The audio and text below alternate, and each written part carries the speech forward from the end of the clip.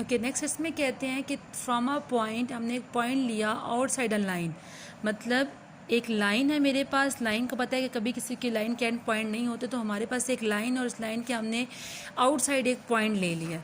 इसमें कहते हैं the perpendicular is the shorter distance from the point of the line, कि हम जो पॉइंट लेंगे वो इस पर क्या होगा, परपेंडिकुलर होगा। ये जो आउटसाइड द पॉइंट लेंगे ये मेरे पास परपेंडिकुलर होगा, और परपेंडिकुलर जो है वो is the shorter distance from the point two the line, की जो परपेंडिकुलर होगा वो उस लाइन की जो पॉइंट्स है उसके डिस्टेंस क्या होगा, शॉर्टेस्ट होगा। सबसे पहले हम एक लाइन ले लेते हैं। एक लाइन हमने ले लिया विच इज़ ए बी। अब हम इधर लिखेंगे a line A B and a point C. हमने क्या लिया, ड्रॉ लिखेंगे, draw a line A B and take a point C, क्योंकि उन्होंने कहा ना outside a line, take a point C outside the outside the line. तो ये हमने आउटसाइड द लाइन एक पॉइंट सी ले लिया, एंड अ पॉइंट डी, और एक पॉइंट डी लेंगे, and a point D on A B, कि हम ए बी पे एक पॉइंट डी लेंगे। यहाँ पे मैंने इधर एक पॉइंट डी ले लिया, और उसके बारे में कहा कि सच दैट, क्योंकि हमारे पास डिस्टेंस क्या होना चाहिए, परपेंडिकुलर होना चाहिए, तो हम यहाँ पे लिखेंगे सच दैट जो मेरे पास सी डी है which is perpendicular to A B.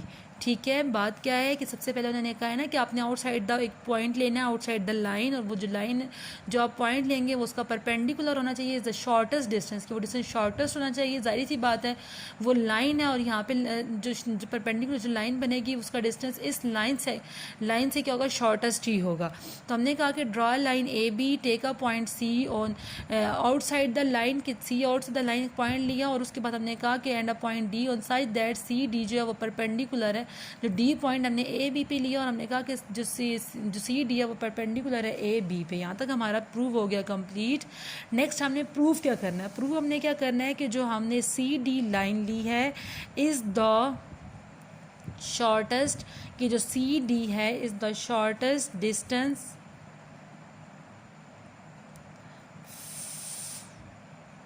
From the point C to A B, कि हमने जो सी डी लाइन ली है उसका जो डिस्टेंस है वो शॉर्टेस्ट होना चाहिए from the point C to A B. और अब हम कंस्ट्रक्शन में क्या लिखेंगे, सबसे पहले हम एक ए को बी से ज्वाइन करेंगे, सी को डी से ज्वाइन करेंगे। नेक्स्ट हम लिखेंगे टेक अ पॉइंट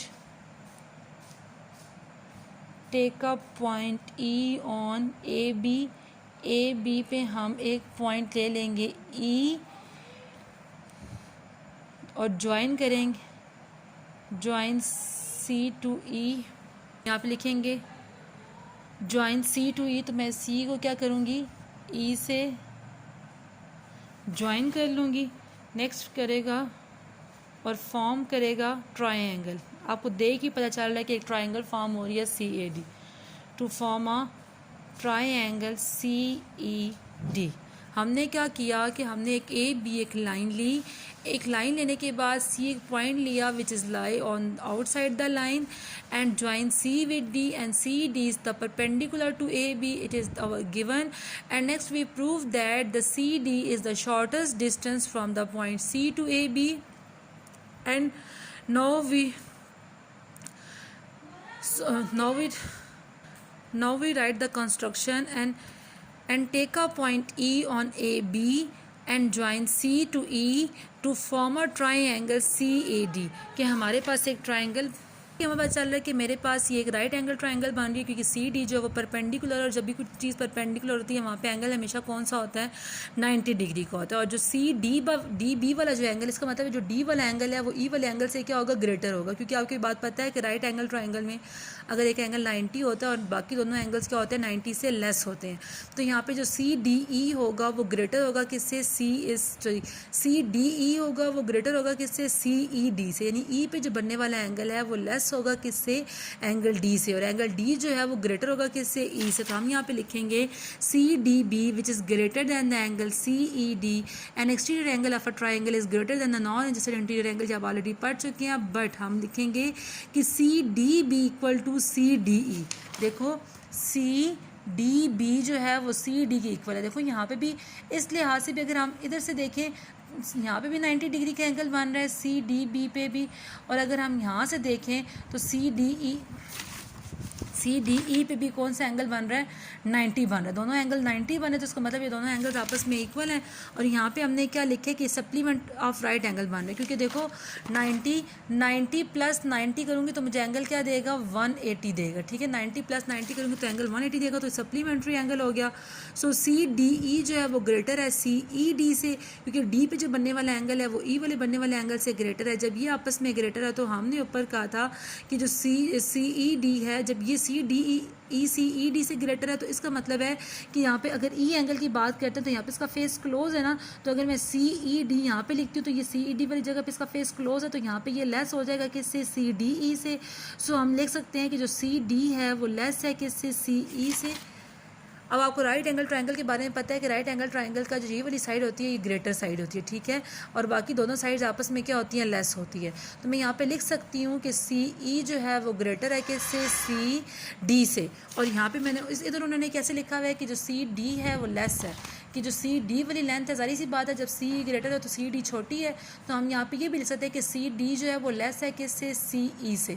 तो हम यहाँ पे क्या लिखेंगे कि हमारे पास सी डी जो है वो लेस है सी ए से, क्योंकि side opposite to the greater angle is greater, कि जो ऑपोजिट एंगल के जो ऑपोजिट ग्रेटर एंगल्स जो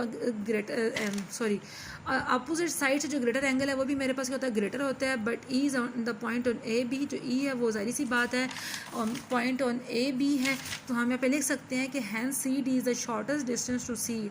अब देखो जो ई पॉइंट है वो हम कहीं पे भी ले सकते थे, ई पॉइंट जो है वो हम कहीं पे भी ले सकते थे, तो हम यहाँ पे कहेंगे कि जो सी ई है वो ए बी पे कहीं पे भी पॉइंट हो सकता है, तो हम यहाँ पे तब ये कहेंगे कि सी डी जो है वो शॉर्टेस्ट डिस्टेंस है ए बी का। यहाँ तक हमारा क्या हो गया, थ्योरम कंप्लीट। अब आपने इन दोनों थ्योरम्स को अपनी कॉपी पे लिखना है और फिर मुझे सेंड कर देना है।